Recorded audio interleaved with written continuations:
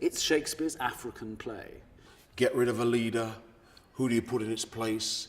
Is it going to be a dictator? It is a fantastic political thriller.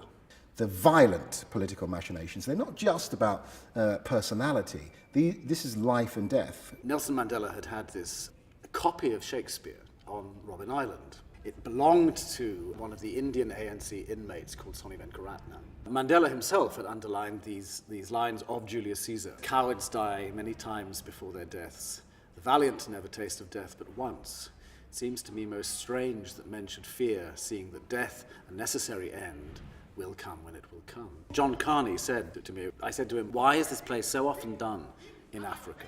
Why did Julius Nyerere, the first president of Tanzania, translate it into Swahili? And he said, it's Shakespeare's African play.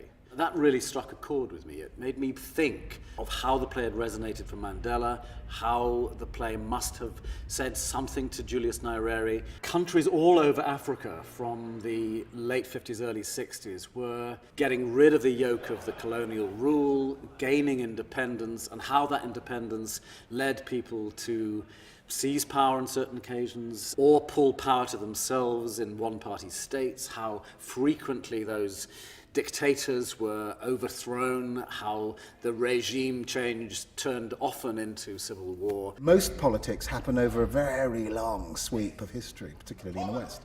And here we have, within hours, within days, a complete change of regime, a vacuum, and a filling in of that vacuum by something that we think is probably a bit more disturbing than what went before. We don't get to see that play out, but we get an idea that I come to bury Caesar, not to praise him. You go to Julius Caesar, and the one thing you know is that Julius Caesar is going to be assassinated. It's probably the single most famous event of the ancient world. And I had always been intrigued by how it seemed like the second half was a dying fall. This stayed with me, this kind of ate at my innards a bit, and I needed to find a way in which somehow the second half would be the climax, not the anticlimax. Watching the Arab Spring unfold, the question was not were they going to get rid of Gaddafi, say. The question was what would replace Gaddafi? What happens next? In Libya, in Tunisia, in Syria, what happens next? And so that gave us a completely different focus to the second half of the play. the other thing that we get that you can't get from a Western setting is the sense that the crowd rules. That if the crowd decides they're going to go out and they're going to tear down the objects of power, they're going to turn down the buildings of power, they can do that. Romans. And they have the power to do that.